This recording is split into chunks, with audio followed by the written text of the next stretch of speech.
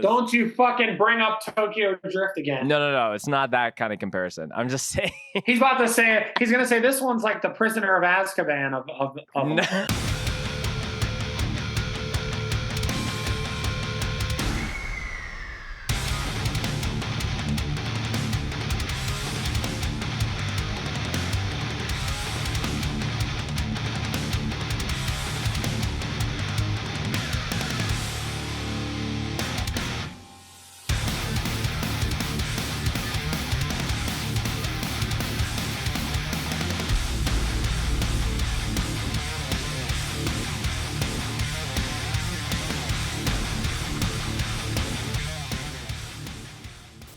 What is up, my friends? Thank you so much for tuning in. This is another episode of the Scoped Exposure podcast. I know, people who are listening to this episode obviously know this is going to be a really banger episode, and an episode that's honestly been 3 years in the making. And I'm kind of glad it's been an episode that has taken this much amount of time to have the stars align, so to speak, because I feel like it's very relative to the same thing that is for this band. I think Code Orange is a very great example of a band that has everything that they have, they've earned. Nothing's been handed to them. And I definitely wanted to earn an interview with Jami versus just being handed it to it. And, through trying to be very creative as far as how I could get this man's attention, I'm very excited to be finally sitting down with him. So the PA Barbarian, the drummer turned frontman, the Code Orange King himself, Jami Morgan on the Scoped Exposure podcast.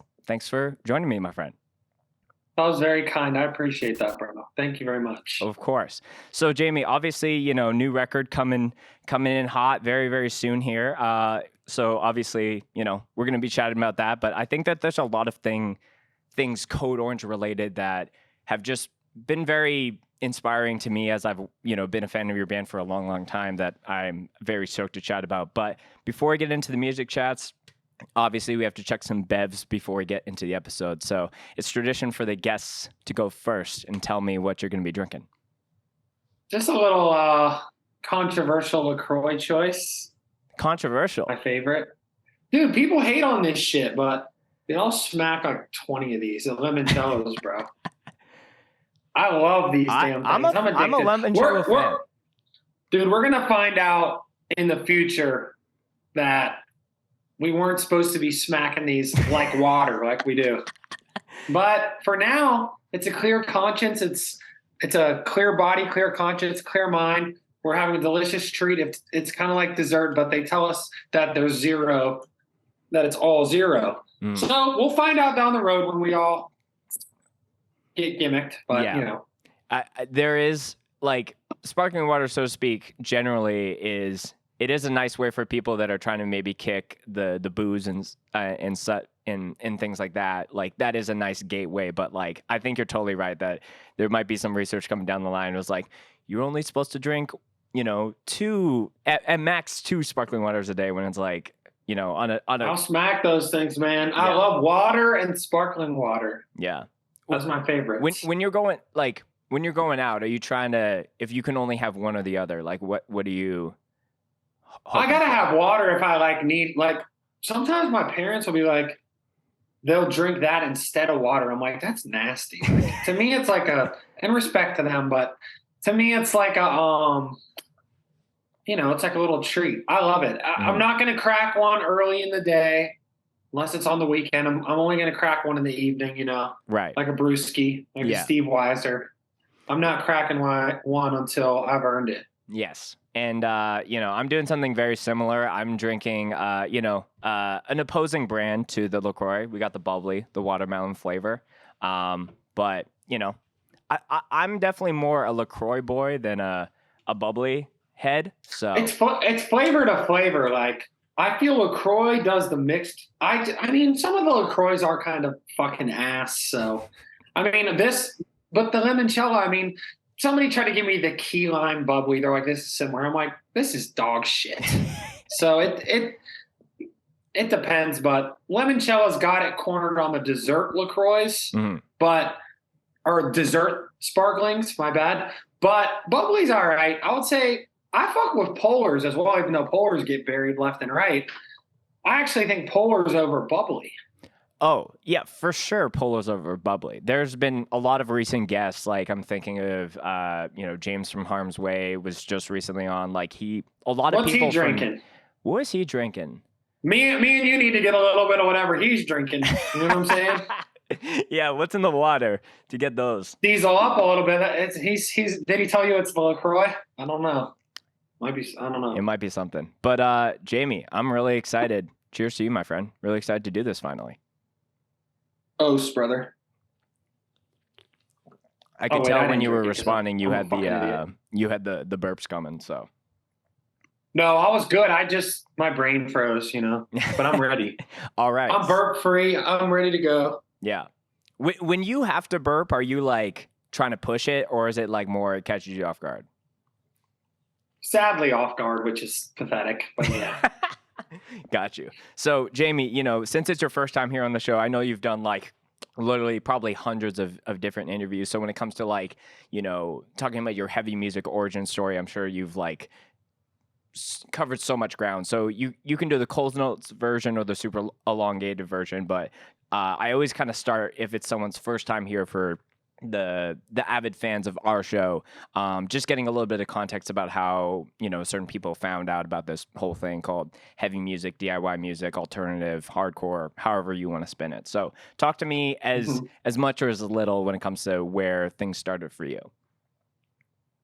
Well, we just started off as weird little punk, kids and into all kinds of different stuff. Where we're from, Pittsburgh at the time, when we were growing up, I don't know, there weren't a lot of bands in our orbit personally that were like nationally touring bands and stuff. So we were very collaged in terms of interest, and we liked all kinds of stuff. And we're like wearing patches of things that really shouldn't be on patches and looking weird. And, there was a burp.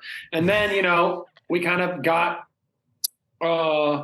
we were playing like very basement DIY art galleries at the same time of doing like Battle of the Bands and like more high school kind of stuff. We were doing it all. We were playing shows with the Menzingers in the basements in Pittsburgh. We were playing hardcore shows. And then we kind of moved more into like the hardcore scene because those were the people that we kind of became friends with.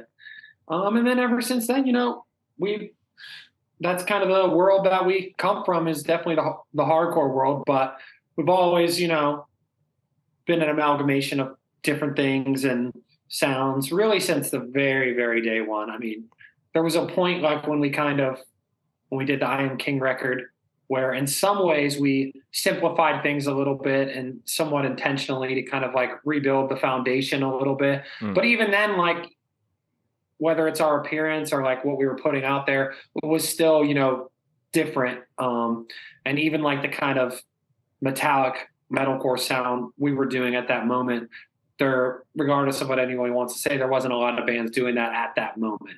So we've always kind of veered back and forth through different things, but yeah, we're just a mix, man. But we're just punk kids, hardcore kids for sure. Yeah.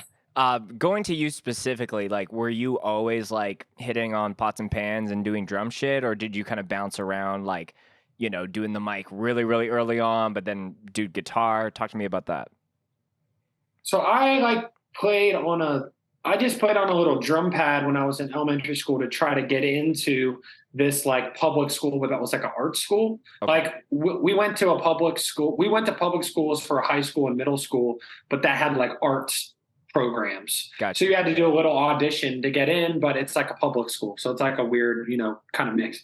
But so I needed to learn something to get into that because my parents thought that it'd be good to do something art related like that. And so I just learned how to play the pad and then got in. And then like pretty much right in the beginning of middle school, somebody asked me to join their band, this older kid. And I was in this band with these other two kids for all of middle school. And we were I said it in the hard lore shit, we were pretty damn over. We were honestly over like Rover. I mean, we were fucking smashing gigs. People were loving it. We felt like we were the damn Rolling Stones at the fucking time, to be honest. Right. But then, that faded off. And then I just assembled the code squad in probably like ninth grade once we all kind of got into high school. So Yeah, and yeah. it's crazy just hearing how, obviously code's been going for, well into the double digits, even close to, like 20 years at this point. But like, starting so Yeah, early sort on. of. Yeah, yeah, Yeah. yeah. But Sort of. starting Yeah, yeah. so early on in grade 9 when it's like I might have done little jam sessions in grade 9, and that's always been interesting to me with people who are musicians and they stay playing with the same group of guys like all through their lifetime. And I'm on the opposite side of the coin where it's like I've met new people with each project that I've been a part of. So it's kind of interesting when you can really have that band of brothers and sisters, so to speak, because you literally have been with them for the majority of your adult life. I think it's definitely what makes us good and tight and speaking the same musical language. I mean, we all learned the same musical language together and formed it together. So I think it's very unique. I actually think looking at the landscape, it's pretty one in a million that the situation we have there with that. So it comes with its ups and downs. It can be difficult to manage such tight bonds because we've all been really close, for a long time, almost to a fault. So, me, Dom, and Joe lived together for 7 years or whatever. And Eric and Reba even lived together at one point in Philly for a very small amount of time. We lived there when we got out of high school for a couple months. Right. So yeah, we're just always have been in each other's space, and yeah, it can be tough, but it's a beautiful thing. I mean, it's definitely why we can ebb and flow the way we do, I think. Right. So, fast forwarding a little bit, like, assembling the code squad as you were saying, and I think anyone who was in either like an early fan when, you guys were called the Code Orange Kids to like, when you kind of made Drop the Kids and kind of made the switch, I think it was always kind of a, Code was a band that was like, proving, being an undeniable force. And I think that sentiment, at least from a outsider's perspective, has like just built up so much each release. And I think in the early days, like you guys were really, like I've always in my mind compared Code to Nintendo. And I'm a big Nintendo fan because they will do things that are like so out of the box creative at times. And I like, it will either hit so hard and be like, oh my gosh, this is the best thing ever, and it's the Nintendo Switch, or it's like something just so out of left field, and it's like a game that involves like cardboard and like shit like that. So I viewed your band as like a very similar mantra where you guys have been so on this path of being so innovative and like throwing the middle finger up anyone who's gonna like shit talk you or be like, oh, this is whack or whatever. And a lot of those people, as I've heard you say in other interviews, like have come around 3 albums later or 2 albums later or whatever it is. So it just, I guess the question I'm trying to get to here is like, was there a day one idea to be like the innovative driving force, or was that just like the secret recipe from being in a band with these people for so long and just like always kind of being the outcast, so to speak? Well, I do appreciate you saying that. Thank you very much. But yeah, I mean, I think it's something that builds over time. I think we always wanted to do things that are outside the box. We definitely always kind of want to go left when people are going right. But we do really try to let the art and what we think is going to be the best thing lead. We try not to do things just to push buttons. We're not really button pushers, I would say, historically from like a social context. I mean, there's things here or there where we rub people the wrong way, but we're more just, it's more the art and the presentation of the art that seems to, have its detractors or its lovers, but yeah, I think as the years have gone on, last couple what we definitely challenge ourselves to push it. It's about the void to me. It's really what isn't out there that should be out there. What things can we combine that we like that can create something a little bit new? That is a big part of it to me. I can't say that's a part of it to everyone in the group per se, But to me, one of the most important parts is to attempt to be innovative in some way. Mhm. So, and that we butt heads in the group about that at times because it's like, well, let's just do something good. And I agree, and especially on this record, that's where we started. Let's do the best things we could do. Mm. But I don't really want to do this if we're not pushing it in some way because I just don't see the point. I mean, there's so many bands, there's so many bands doing so much shit. So to me, it's like if we're going to exist, we should be a flame, we should be a spark, and not for the wrong reasons. Hopefully, for the right reasons of pushing it and yeah, sometimes being vocal about that. But as long as we deliver the records and the songs and the art, like I believe we do, and I know that we will with this one, then I think we're on the right path. I feel confident in our path artistically because we put the time into it and we think about everything. Yeah. On a very deep level. So if you do that, I don't really see it. You can lose, meaning you don't get popular, but can you really lose in the history books? Can you really lose if the records are great? I don't think so. I think that we've been able to pave a lot of ground that way. So Yeah. who knows? It's all in the eye of the beholder. Like some people might not think that. But I think that there's definitely like when you you should 1,000% like whatever you're doing musically or creatively, it should try to be as authentically you as possible. And sometimes that authenticity is so like you said, left field, or for some people being super authentic might just be like being a breakdown core kind of band that could. Yeah, no, I mean, like, and I think hardcore music a lot of the time is at its best when it is pretty raw and it is pretty singular, and is pretty niche even, and not swinging for something, to an extent. I mean, but at the same time, that's not what we're here to do. That's never really what we did. Anybody who thinks that's what we did at any point is just a fucking new jack, to be honest. I mean, that just shows me they don't know shit. Because I mean, since day one, we've always been doing weird shit. Right. I mean, it's ebbed and flowed what it was and the popularity of it. But even that first bigger record, it had Dreams and Inertia and Starve and all these kind of songs on it. So we've always just followed our own compass. Yeah. And I think that there's just been kind of a thing where it's, I guess nowadays people say the meme of let them cook, but I think you guys have really proven that with every record, it's just a crock pot of ideas, and there's, and I think having someone in the band, that duality of having someone to maybe, hey, maybe we should try to simplify this or dumb it down a little bit, but also having the polar opposite person really be let's try to do something really, out there. And because I think that's going to be a high risk, high reward kind of idea. And, you're gambling with more at the end of the day. But, when it's a record and it's what you're, bleeding on wax, you might as well. Because then that idea is just be burned into your brain forever.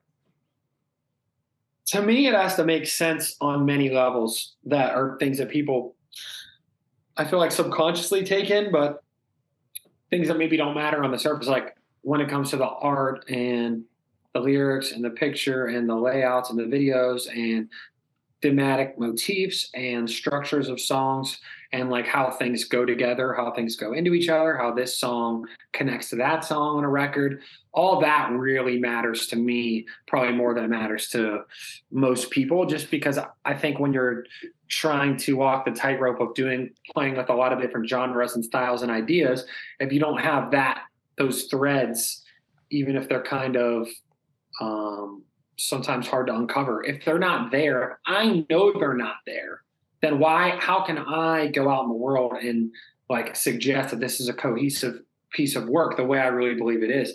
It's because I know it is, because it was built that way. Might not be somebody's favorite thing, but it makes sense in the context of its own rules, and it has its own rules, the same way I feel like a good movie does, or a good game or anything. And that's kind of the rules we play by, per album once we start shaping. You know what I mean? So I feel like some of it's about let's do something crazy, but most of the time it's more about how do we make this thing make sense with this thing? okay, there's things you need to do and things you need to bake into it to make it all cohesive, to where hopefully somebody who's not thinking about any of those things listens and goes, this actually kind of makes sense for some reason, even though this stuff all sounds different from each other. Right. So that's kind of like what takes us. That's why it takes us a couple years to make the records and stuff, because we don't just shit it out in that regard. Yeah, but I think you can definitely see the effort, and I think you as a person individually is like, I was listening to a Hardler episode, and when they were talking about like the overall lore of Code Orange, and you're like, no one wants to hear me talk about that. But like, I love hearing when game developers for games that I really like, or different directors that I watch, like talk about these just little Easter eggs and these little moments that they like, intentionally spend time to like, oh, we're just gonna hide this here, and we're not necessarily gonna be like, look for, have your little checklist in hand, but like for those that actually are paying attention and are hyper focused on it, it's like that much more rewarding to be able to see that. Or like, you do the one glitch in the game where you see, this one thing left by a developer. I think that's really cool.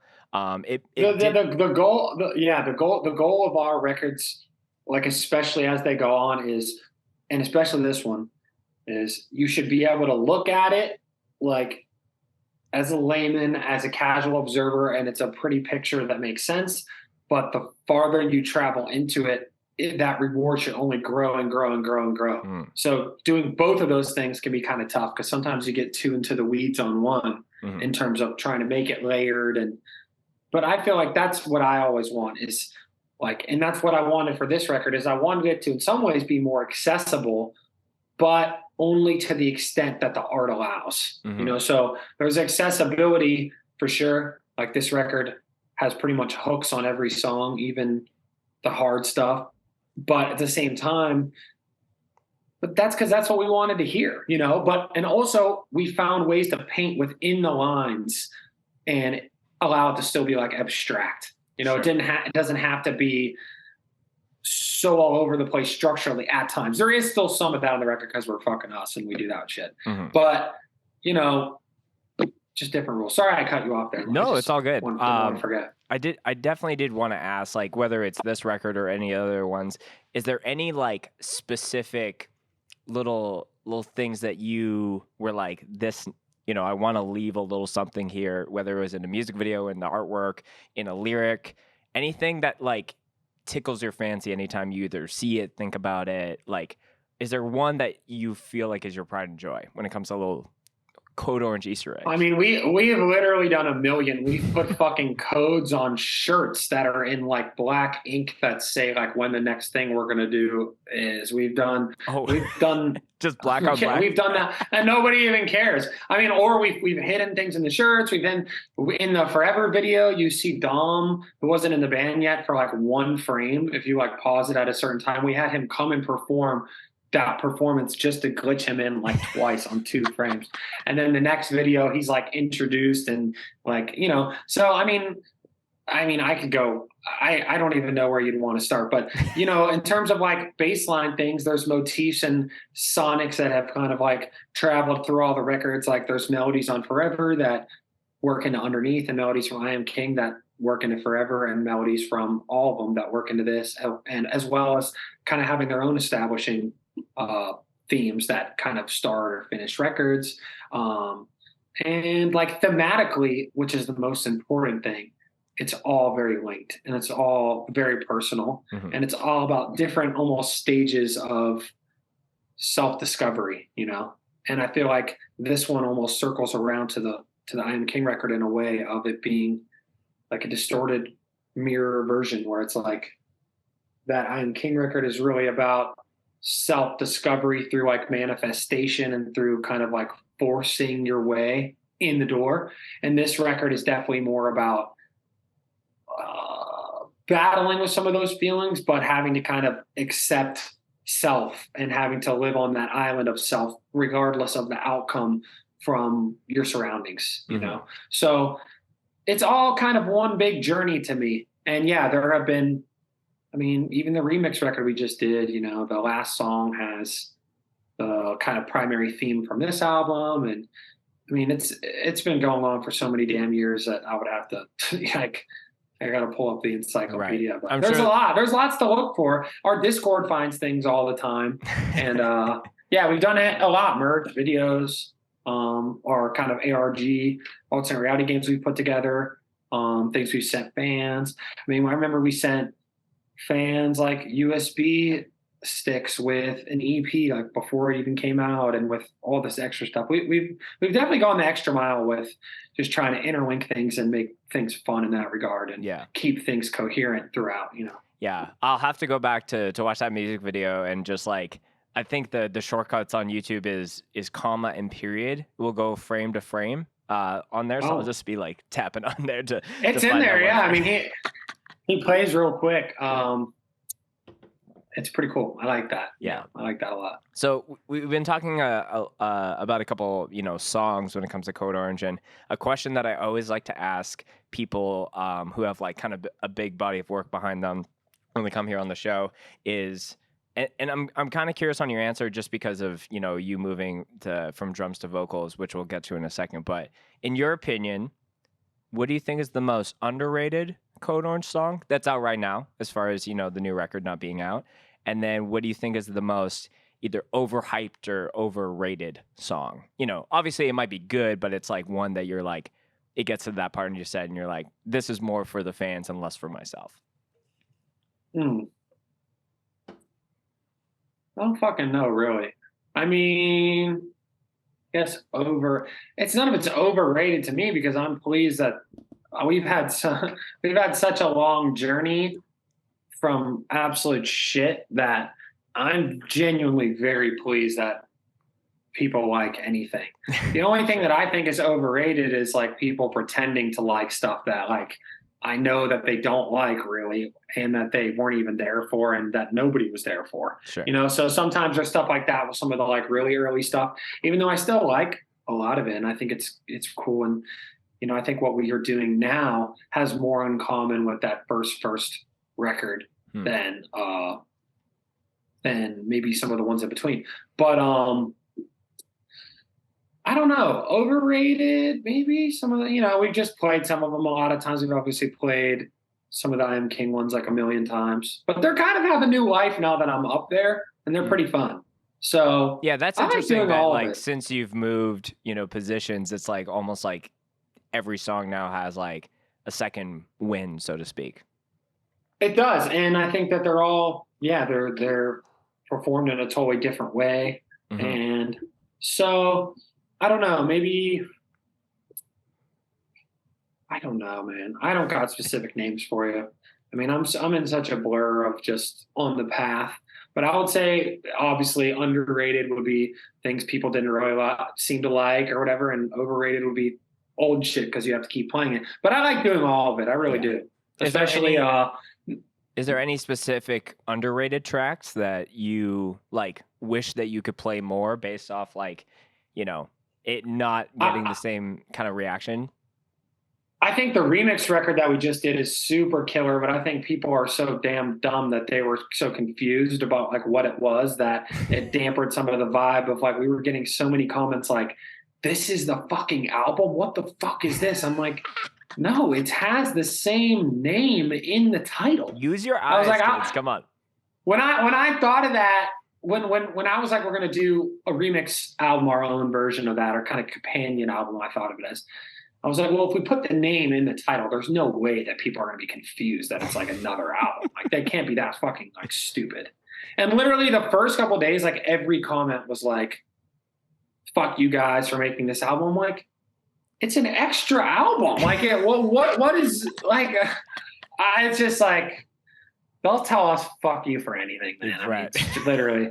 But, so probably those. I think that remix album's really tight, and I think in the future, if we're able to like grow our stature a little bit, some of those songs will can play in a really cool way. Because I love like So Below on our remix album. I think that's one of the best songs we ever did. It's fucking awesome. Check that one out if you guys are looking to check something out. It's called So Below. It's kind of like a remix of the song The Easy Way, but it has a new hook, and it's kind of like we wanted to make like almost like a Drive soundtrack, like the movie Drive or something, like kind of song. So it was a cool opportunity to make different kinds of songs we knew we weren't going to really do on this album that felt like they were in the universe of like vibe of the last album.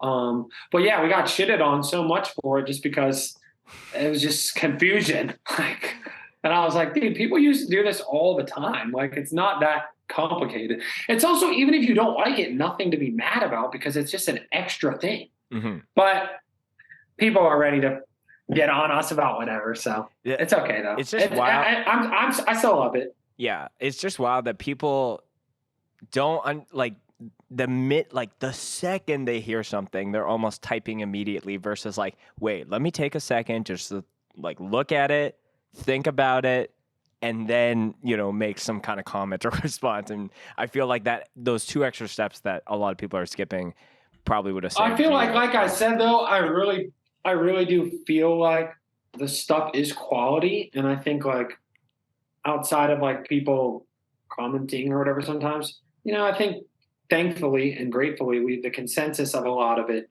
from the outside world is that it's quality. And because it is. And I think that in the long term, those records will be fine. They're good records. Like we really haven't, in my opinion, made a bad record. You know? And I don't think, even in the world's opinion, as consensus, I don't think we've made a bad record. I think that there's songs that people have gotten mad at us about and stuff, but so, you know, we'll see. Maybe, who knows? But I'm proud of everything we've done, and I feel like there's a place for all of it, you know. Mm-hmm. Since we're on that topic, before we get into the kind of the switch of the roles, I wanted to talk about Out for Blood, and I wanted to make a comparison here. I think Out for Blood is the Tokyo Drift of the Code Orange world. I feel like are you talking fast? Like, not. Are we talking Fast and Furious right now? Yes, of course. That's a conversation I can get into because I'm a fast guy. I mean, you know, Code Orange's family. That movie sucks cock. So, I mean, that hurts me. But all right. But fuck it. Continue on with the analogy goes in more of like, it is a full departure of like the original story, so to speak. And it's just like kind of like a totally different adaptation of how like racing and stuff goes. And like, I will admit, I'm a late bloomer when it comes to Fast and Furious. I shitted on it for years. And then I only the one where he passed away is one of the all-time greatest. You know, where they pull up. I was like, that broke my soul. Dude, when I was like watching it for the first time, like my wife, she was like pushing, it's like, you have to watch this. We skipped that one because she's like, it's too sad. And yeah, dude, it is. Yeah. Me and my best friend Tyler, and actually my jiu-jitsu coach Jake are both in this awesome band you should get on here from Pittsburgh called Pain Clinic. Mm-hmm. But we watched that together and we were all tearing up for sure. Yeah. Yeah, but I guess like to go back to my point, I think that I got it immediately. I understood that you guys were kind of doing something intentionally like different, and it was just like wild to see, like, just listening to the full discography today, like that song specifically for me is like one that I'll repeat like 3 or 4 times over. It's just like, it's a great song. I mean, it literally is a great song. So I don't have anything to say about. I mean, to me, it was just a natural conclusion of one of the many branches of things that we do. But since it was like a standalone track and not within an album, which we like when we put out Underneath, the song from the album Underneath, we also got majorly shit on by a lot of our fans. Like if you looked at all the before we put out the Swallowing the Rabbit Hole thing, right? We were getting super hated on. It was in its own like bubble, you know. And then people came around to it for sure and enjoyed it. And Out for Blood more so, it was like more of a hardcore, like kind of backlash kind of vibe.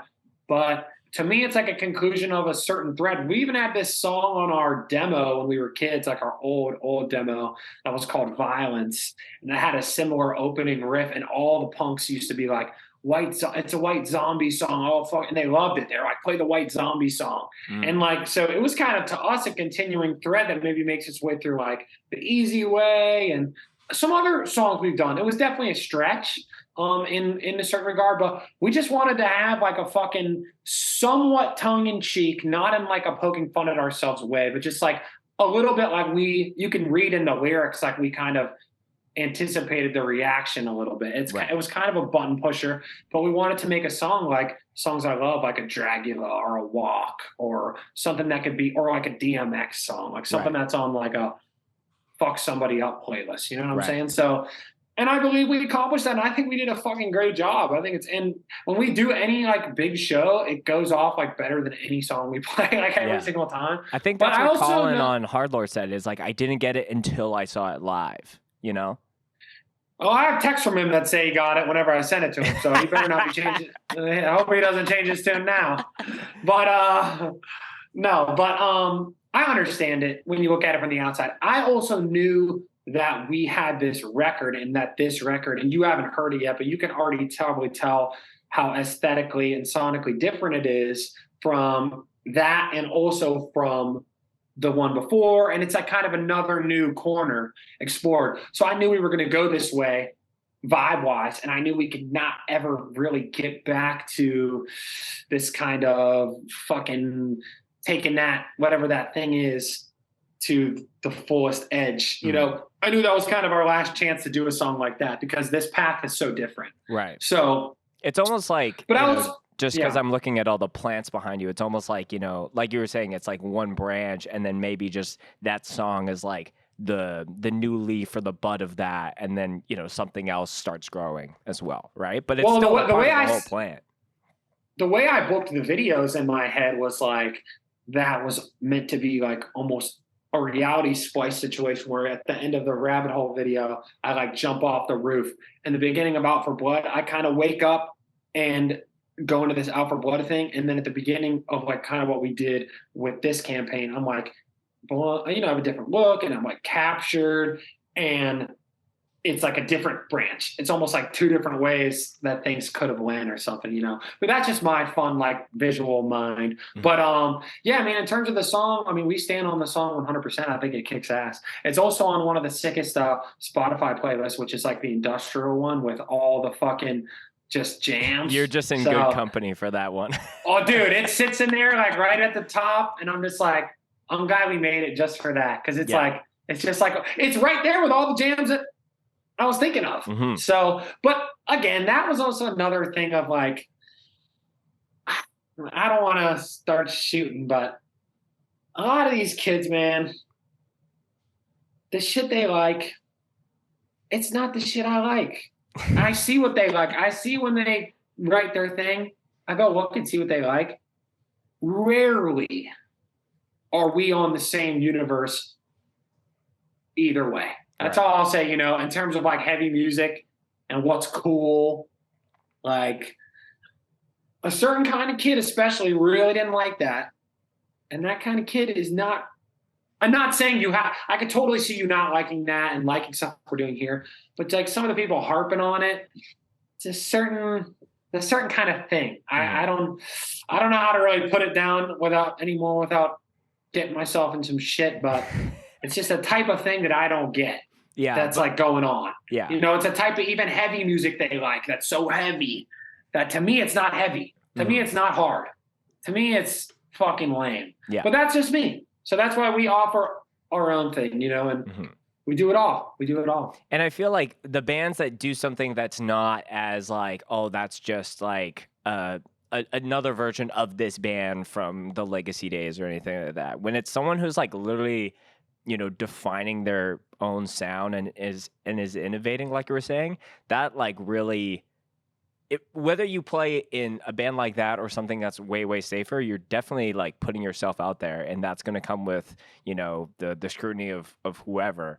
But I feel like the bands who are innovating and are doing things like way, way more uniquely are usually the ones who are just met with way more criticism, and largely like criticism that has no like weight attached to it. It's just because it's like people just don't understand it. At least in my opinion. I mean, yeah, well, I don't know. It's hard to say, you know, sitting in my seat, but we definitely have been getting criticism the whole damn time from top to bottom. I mean, there was maybe about 1 year there, I remember, where we were feeling very um, like, Understood. everybody likes us. You know what I'm saying? Probably about 2014. And then it was already 2015 or whatever, and it was the same record. And I was like, shit's starting to turn. So, you know, I mean, and part of it's just because we're vocal, or I've been vocal and out there and spoke my piece in different ways. Mhm. So that could be on myself to blame, but it's all in good fun. You know what I mean? At the end of the day, time will tell. I feel like what have been able to do has been important, and I think it will continue to be important. And I think we've paved a lot of ground, and we've also walked a lot of ground that's been, you know, paid for us.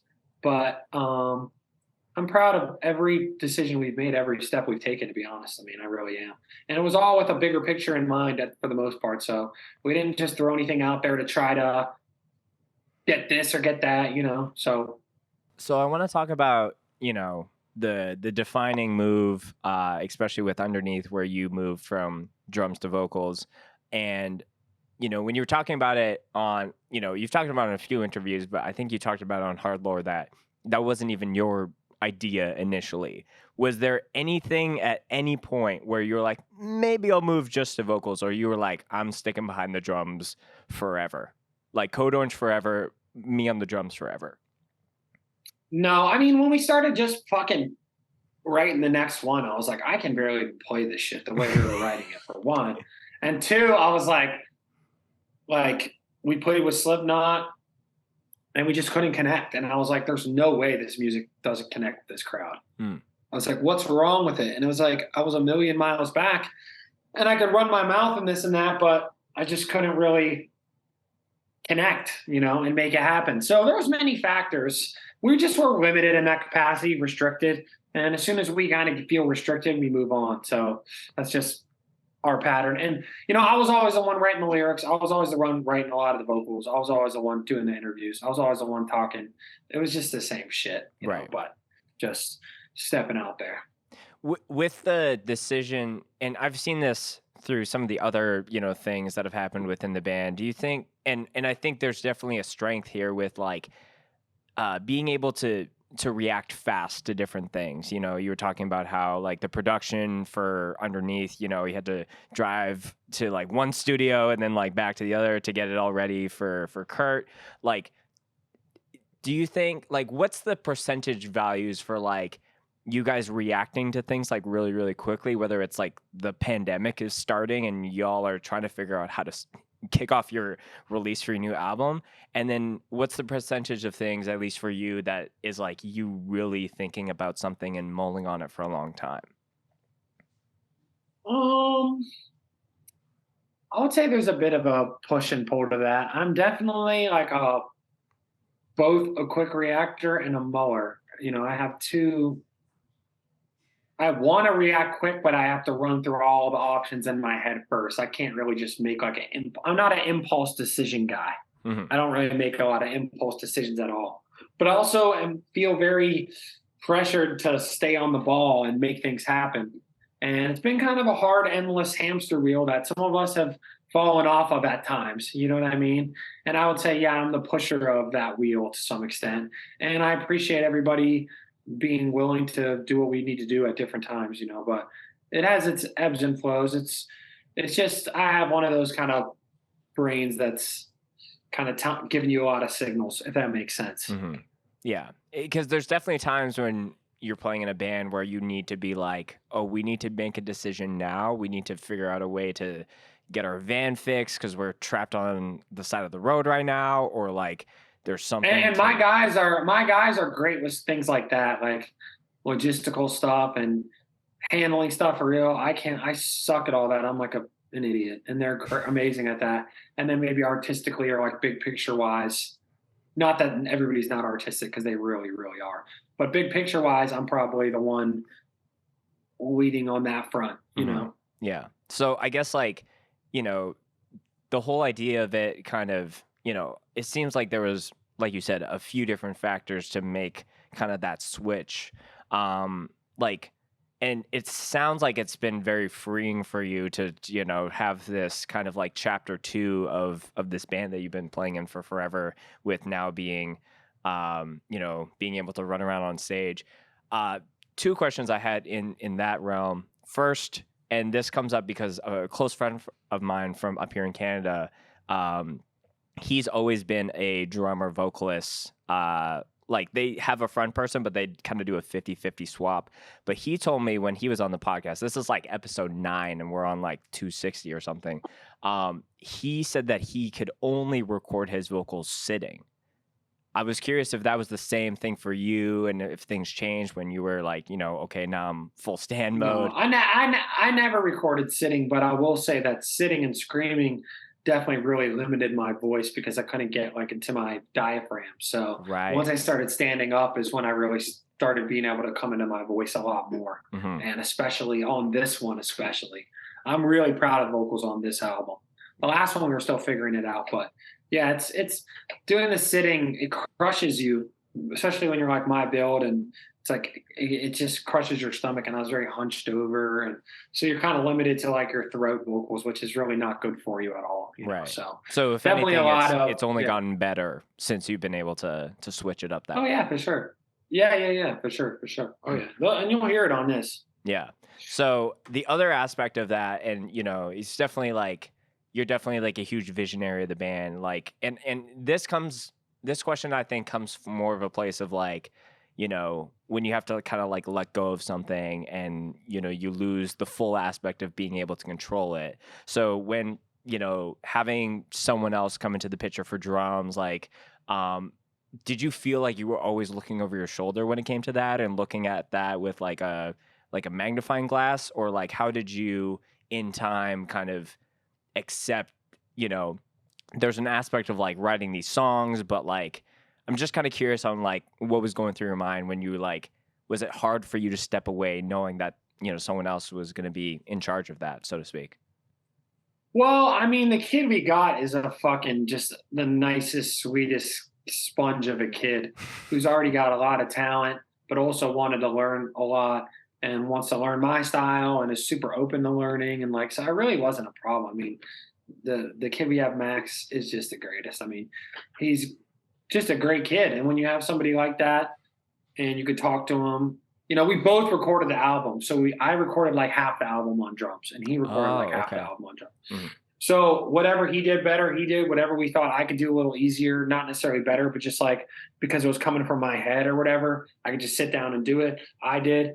And it was simple, but I'm just really grateful to have him because he's a way more technical drummer than I'll ever be, but I definitely have like more groove than he does. And I feel like that, has just made us better. We're both, I'm trying to mold I'm trying to just pass off whatever I can do to him. And this will probably come out after, but at Riot Fest and stuff, we're going to do a song where I do play on drums. The song that we played, the song that we just put out called Mirror. Hopefully, we'll have this come out after that. But on this weekend, we're gonna do that, and that show's coming up. I'm playing drums, and Max is playing the like electronic pad and stuff, and Shade's playing the electronics. So it's a family affair. Very cool. And I guess that will be officially your first time back on drums since coming off of drums. Yeah, I was just thinking, what's a cool way to do this song, like in doing like a little bit of a louder version with that vibe. We thought it was like a fun, cool way to do it. So,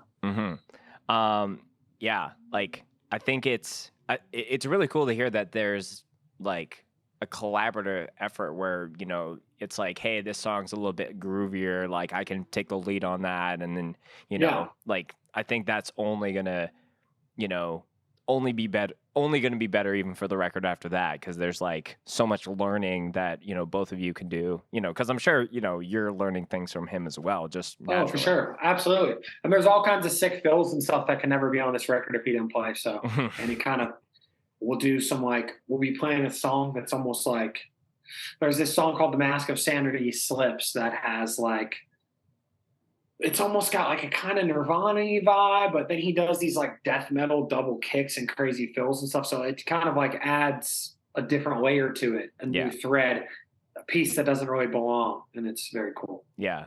Like, I think how you mentioned it, I was like, there's getting to be certain parts where it's like, I can't do vocals and drum this shit at the same time. And I think it's an In Time it's like the double ride, double kick part. I was like, there's no, like, were you doing that live? Oh, which one? Which one? Yeah, I don't know which one you're referring to. Oh, that's impossible. Max can do it. Max can do it, which is insane. Like, it's literally not even like a real thing, but Max can do it. Yeah. He's figured out how to do it. So yeah, I could never do something like that in my fucking life. That song, I think we did drums and cymbals separate because of like the way that we did it, which was like a thing Kurt had taught us to do. Mhm. But this record, we didn't do that. But the last one, we did some of that because there's so many electronic layers in between and stuff. But yeah, I can do a layman's version of it. Right. I think that beat's insane. Yeah, there's a band from Las Vegas called Spirit World. They put out like one of my favorite like thrash records of 2020, and there's like a song that I'm like, this sound like it's a blast beat kind of like intro, and it's just way too goddamn fast. And I was like, this has to be sampled. And Stu's like, it's 100% real. Maybe. And I follow the drummer online, and I've watched him do it live, and I'm like, I've matched the BPMs. I'm like, this kid's got it. So that's hard, man. Yeah, Max is like that kind of drummer for sure. Yeah, he can do all that. So I wanted to talk as well, about we talked about just like, I think we were kind of talking about the aspect of being like trapped behind the drums, and like, are there any other aspects of like Code Orange where you have felt limited, so to speak, creatively? Or do you think that it's always been priority number one to like have things set up so you guys can experiment and really like push the boundaries and like stretch as wide as you guys want? I think the only thing that's limited right now is that, the vision for what we do and like even the setup of it and the logistics of it are definitely a little bit beyond like where we're at in terms of like popularity and stuff. Mm-hmm. So at times it can be frustrating because we're kind of feel a little bit sometimes trapped in a bit of a bubble when I think what we have to offer goes beyond that in some ways. So that's probably the most limiting thing that can be frustrating to kind of deal with and negotiate with, but that's just part of the game. So we figure it out. Like, for instance, our live setup, it's not like throw and go. It's very complicated. So it's been very painstaking. We've had many issues on tours and festivals. It's a whole thing. Mm-hmm. So, and we don't always have like a lot of people to facilitate that, so there's things like that can be frustrating and limiting. I think we just have like a wide net for like what we want to do, mm-hmm. and sometimes it can be tough to feel a little bit trapped in that sandbox and have to play by the rules of that, mm-hmm. Even from like a perceptional perspective as well. We, as you're kind of alluding to, we definitely take a lot of heat and stuff. That can make things kind of difficult to kind of cut through the noise and get things to the right people, so that sort of thing. But do you think that it's also, just because like Code has been a band that like you guys have been so DIY, like outside of just like the normal aspect of like booking a tour together and like, figuring all that on your own, it's like watching you guys like do like so much more work collectively than like almost the entire hardcore scene when it came to like the live streams, like figuring out Q&A shit, like doing like so much goddamn stuff. Like when I think of busiest bands during lockdown, like you're at the top of the list for me. So well, we were trying not to drown, you know what I mean? And that definitely was a tough thing to get through. And on the other side of that, it was tough. Like, people were burnt because it felt like way more work than even normal, mm-hmm. and trying to run this like multi-faceted business, that involved all this online stuff and making all the art and doing the stream itself and what's going to be on the, there's making commercials for the streams and making the ads and making a whole idea behind it and were shooting a found footage movie, and we were making Shade was making all those 3D rooms, and we were fucking DMing Ricky Rackman and figuring out his travel to get out of here. It's like it was kind of a one-stop shop in a lot of ways. We had some help in certain ways, not as much as I think we could have used for sure. But we made a record we're proud of, and we weren't going to just tap out on it. We had to give it a whirl. So I mean, we did the best that we could do, and yeah, it's still a grind. Yeah, it's a daily grind. I don't think it can go on forever. I really don't. I mean, I think at a certain point, things got to match up in the right way, if you catch my drift. But we do the best we can in the moment and just try to keep believing in ourselves and believing in the band and believing that we just truly believe the band has really something special, unique, and one in a million to offer. And so we're just going to try to open as many eyes to that as we can, and we'll do what we could do. I think it'll be looked back on fondly, I believe. Yeah. Speaking of live streams, if there was, God forbid, some kind of virus or a hack that essentially was going to wipe out all of that, either, not only like the physical, but even just like, Men in Black style, like, everyone forgets about it, but you could save one of those streams, which do you think is the one worth, the highest? And again, this is all the memory wipe. So, no one's going to have a reference to, the one before, the one after, or vice versa. The first one was the most, was the one that I think helped break the most ground and was the most like known.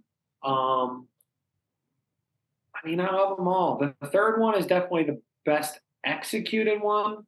So if someone was to see us in a bubble, I'll probably want them to see the third one. I think that's definitely the best one. I love them all, though. Yeah. They show the dynamics of who we are, and like doing something like Under the Skin, if you're following along and if you're not just like a glance buyer, makes a mirror make more sense. And it connects threads for people to things that we're doing and where we're going. So I think that they were all important, but I guess I'll go with the third one. Yeah. The third one, just production wise and just everything. I feel like that was like third time's a charm. Like, not to say that the first two were anything that were like flops or anything. Like, I think it's just, you guys did exactly what you maybe wanted to do for the first one, but just given the actual amount of time to actually like curate, like just watching it again, like last night, just like the visuals, the transitions between songs, like it was just so like so close to perfect. But I think you are totally right. I think there was a cultural moment in hardcore where no one else literally was doing anything because it was like mid shutdown week. So like, I think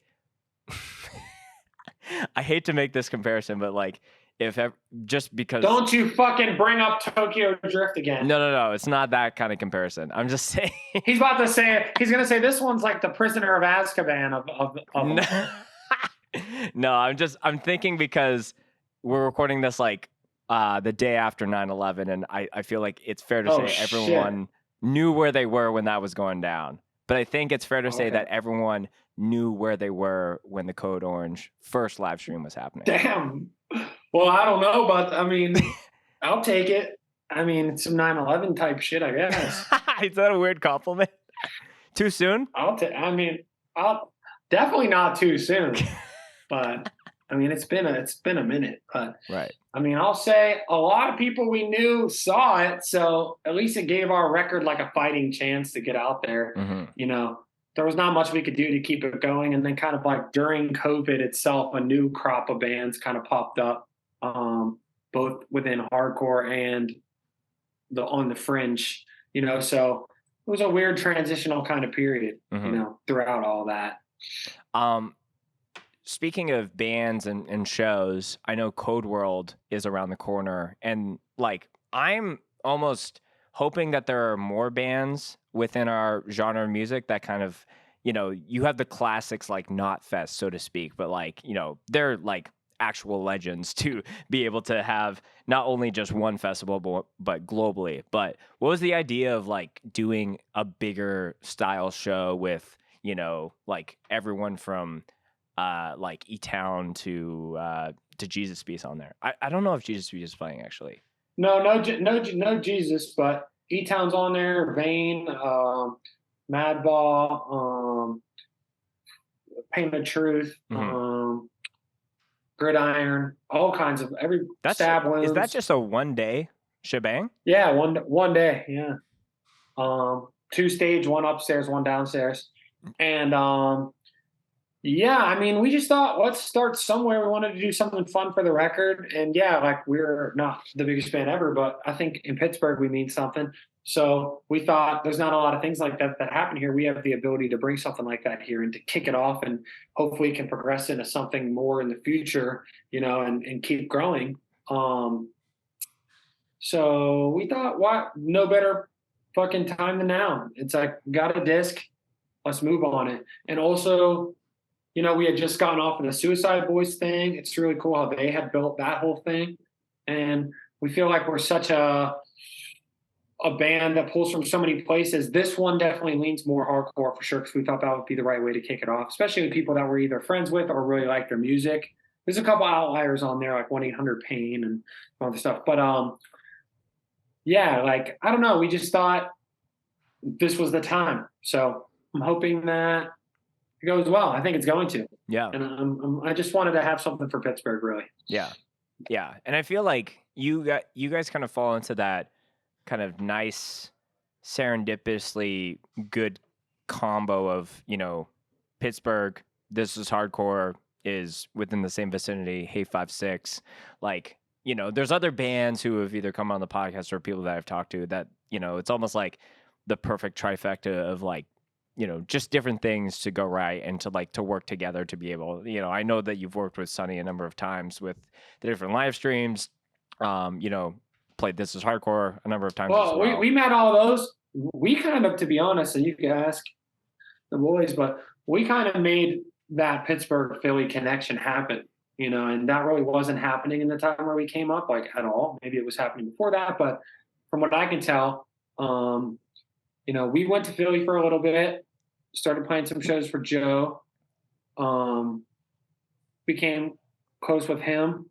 I met Sonny through the same way, moved back, kept the connection going, got to do This Is Hardcore. Everybody would come with us to do This Is Hardcore.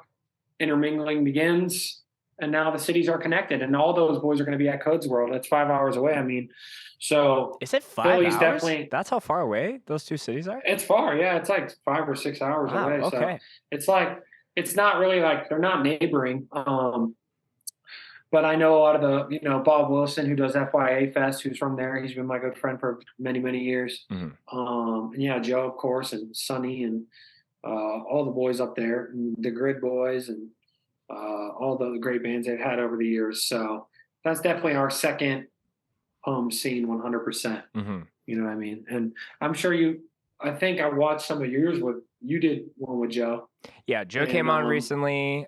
Sonny's been on. I've had Matt Carl from Gridiron on. It's nice to see Carl. Carl used to be, as he says, on the bench, and now he is indeed in the trench. So yeah, that song he does a great job. Self-reflection for sure. I saw him at This Is Hardcore, and they were absolutely excellent, and he was killing it. He was saying every fucking word, so yeah, they were great. And they got some of the Will in it from Never Ending Game, and I've known him for years. They did a show. Us and Twitching Tongues did a tour in 2014, and it was like a real poppin' tour. But the one show that was absolute dog shit was like this show in Michigan, and Detain played, and we all played like 5 people. So he became buddies with them then, and so yeah, that connection has stayed on. That's a good friend of mine as well. He's good Will and I are actually trying to set up an episode in the next couple of weeks, maybe a month. Is he playing? He's saying he's too busy. He's too Hollywood. No, he's not too Hollywood. Just too Michigan. No, I was just kidding. Yeah, I'm excited. Get his ass on the pod, man. He's got time. Get him in here. Yeah, I have to talk to him about when I saw Never Ending Game play up here in Canada, like almost a year ago, actually today. He was just moshing on his friends while playing guitar. So it's good shit. He's a ham. He is a ham. Have you seen his his Arby's review videos? I think I saw one of them one time. He's a gimmick, man. Yeah. There's part of me that Man, wants many to have gimmicks. a Bev and a sandwich to check for his episode, but I'll see if he's into An that. Arby's. See if he'll get some Arby's. I mean, I'm sure he's down for whatever. They Yeah. all love talking about Arby's, McDonald's, Taco Bell. You Yeah, name it, they're just sitting there. They're just sitting there talking about it. So, Yeah. Yeah. But this is not hard lore. We're the Bev podcast and they're the food podcast. I've tweeted that to them and they've approved that statement. So they're the food guys. Mhm. I know them guys for a long time, very long time, many, many, many years. So yeah, getting back to it. So Code World, definitely probably a big milestone for it to be kind of like a band show kind of thing. Maybe, this is more looking into, once the album was released and going into plans that you guys have for the new year. What's like one specific milestone that you're hoping that Code Orange reaches, or do you not like to jinx it per se? You like to kind of let the cards fall where they may. I mean, I think Code Orange is at a point where we definitely need this shit to permeate, and I think that it needs to be recognized in some kind of way, and enjoyed by the people for us to kind of continue down the hardcore full-on path that we're on. I think that's just the situation for any band who's been grinding it out and has been doing their thing. I think this record is like the ultimate expression of our art and of ourselves, and that's a big chance you take because it's putting yourself out in a very vulnerable way. We can't just roll over and make another one. This is like everything. So I just have my eye on the prize, I'm just trying to keep going and keep growing.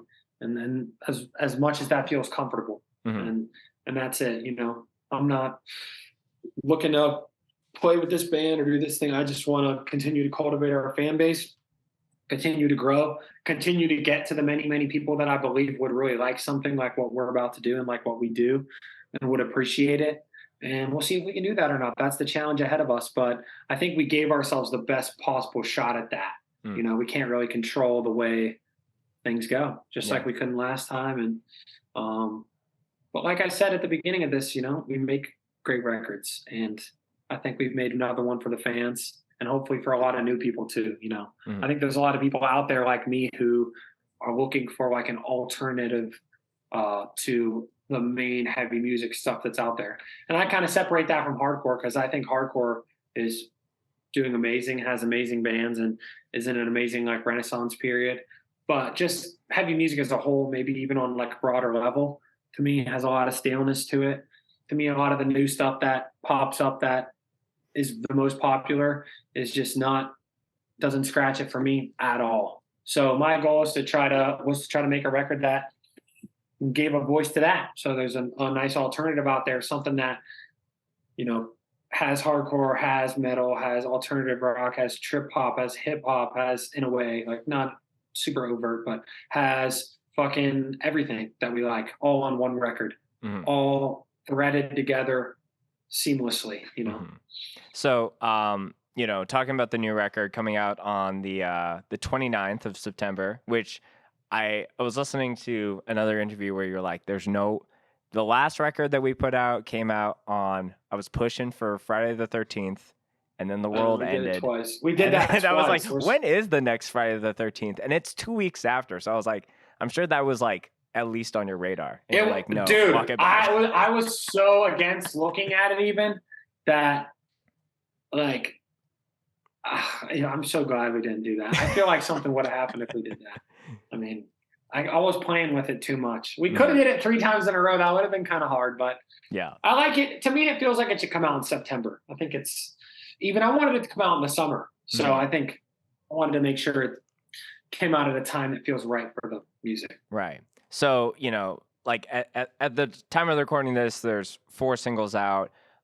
What's, I guess, like the biggest, we've talked a lot about just, this being a record for the fans, for yourselves, like kind of really bringing a lot of like new light into just the heavy music space. But what is like the main thing that you're really hoping that people like walk away from listening to this record front to back?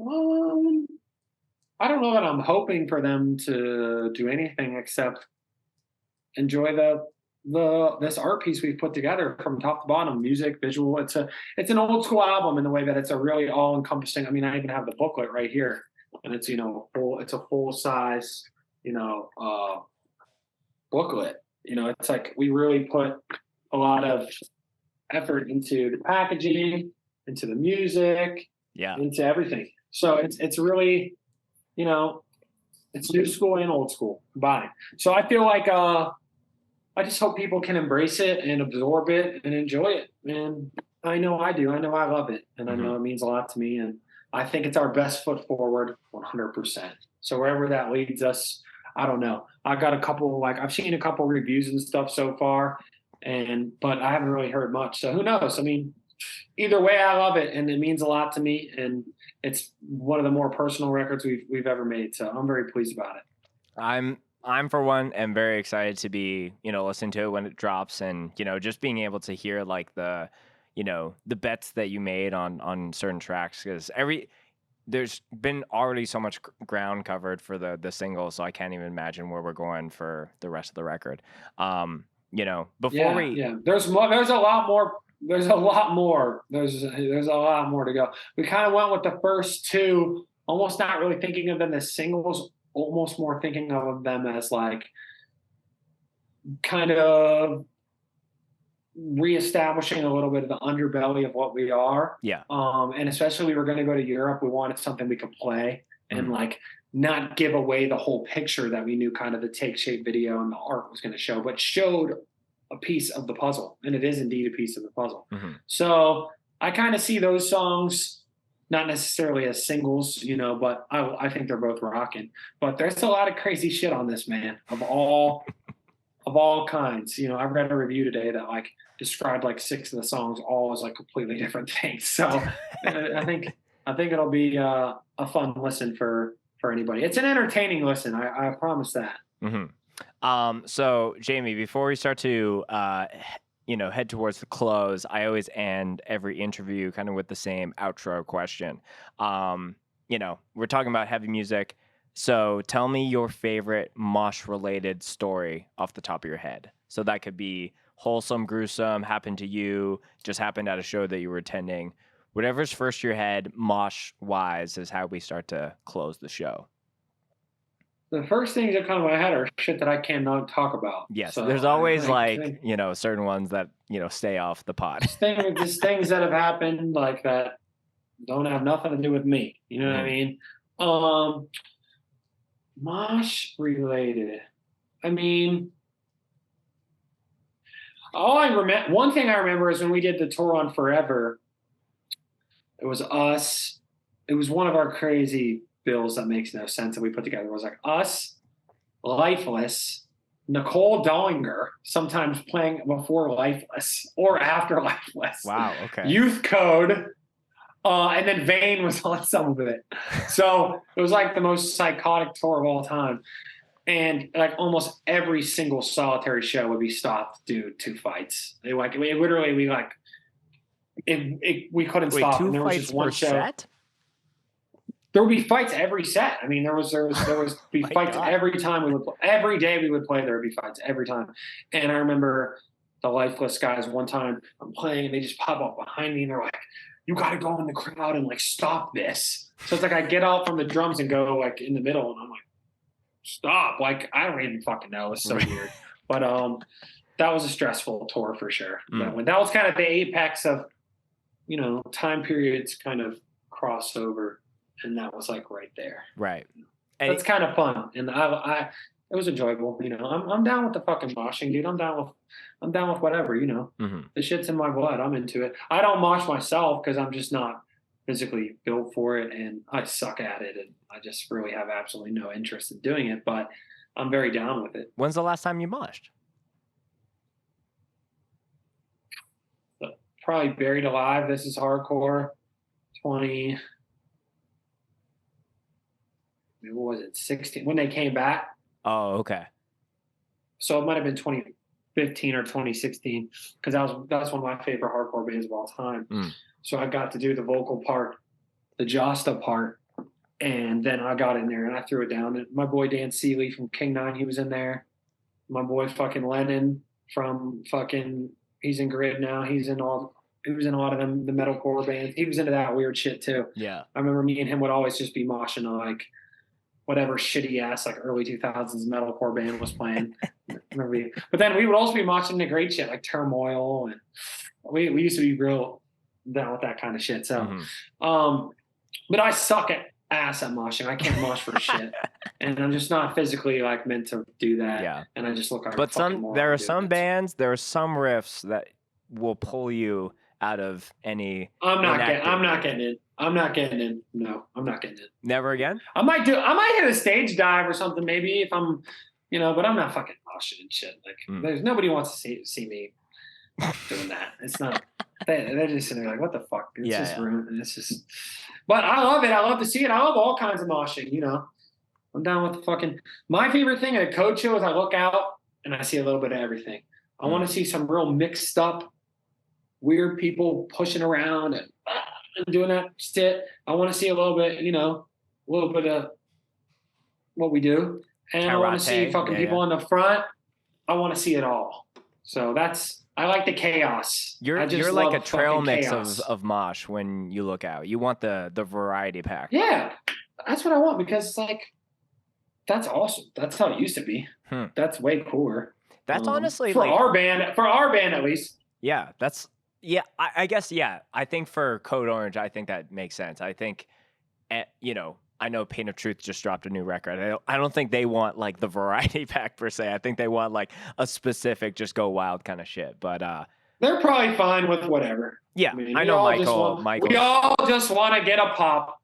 We're all just addicted to getting a damn pop at the end of the day. If we get a pop, we go home happy. Yeah. But I'm sure that if there's some I like the little weird kids. Like those are my people. I was a little weird kid. So I love those people. I love the mixture and everybody getting down with a little bit of violence, a little bit of chaos. But when we play the festivals and it's just a big crazy pit and people are going crazy, I love that too. Like I'm not like up there, oh, you better do it right. I don't give a fuck. You have to be a fucking moron. You can barely honestly see have to be someone's all the way over there. No, I love the chaos. I love seeing them move, but you got to be a fucking idiot to just be looking like, oh, they're not doing the kicks. Like most of us aren't like that. Like nobody fucking, Right. Maybe the kids are. I get when you're at from the show perspective, when you're in the crowd, I remember sitting there like, they better not push me. I'm trying to do my karate shit. I know the vibes. Everybody watching, I know the deal. I know the unspoken codes. But I like just fucking people getting hit, people throwing shit, people pushing, people jumping, little kids doing their weirdo, rolling around in the ground and all their shit. That's like what we are. We're everything. Yeah. Singing, old people in there just watching. That's cool. As long as you're not, the only people I hate is like, we're opening up for like fucking Slipknot and there's just like an old guy just like, then I'll fuck with you then. But past that, if you're having fun or just even look interested, even if you're just like, I'm pleased, I'm happy, thank you. That's how I feel. I think you guys posted a video, I think this was sometime last year, someone was like sleeping during. Yeah, that did happen. Dude, we've had so many weird ones. Like I remember this one show we opened for Trivium. We get off the stage and some guy's yelling at us, you fucking suck. And it's like me and Dom are like, we're getting like separated by security and I fucking love it. I'll fucking, if somebody's in the front giving me shit, I'll fucking go. I'm not going to hit them or nothing. It's for the lawyers out there, but I'll fucking toss some water on them. I'll spill their shit. Sometimes it's got to get a little 4D, Shrek 4D on you. You know what I mean? Universal Perfect Studios. Perfect. Sometimes you got to smell it. You got to feel it. Dude, the first time I did that Shrek 4D ride, when I was a kid, it was just, I was traumatized when there was like the little spat or whatever. I think it's when Donkey sneezes and it's like some air puff that hits you. Dude, never. I do a great donkey voice, but I'm not going to do it. You're not going to do it at the very end of the episode? No. You're not going to Charlie Brown pull that football? No.